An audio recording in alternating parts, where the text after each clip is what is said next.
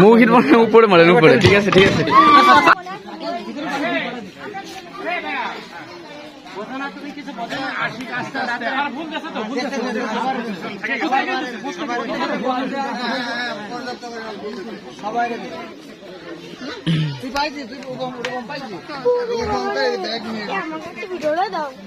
দেবো তোর ভিডিও করে দেবো তুই কর। আমি তো করবো না, আমি এখন খাবো না, আমি তো খালি টেবিল পর্যন্ত, ওইখানে যে বসবে সে পর্যন্ত।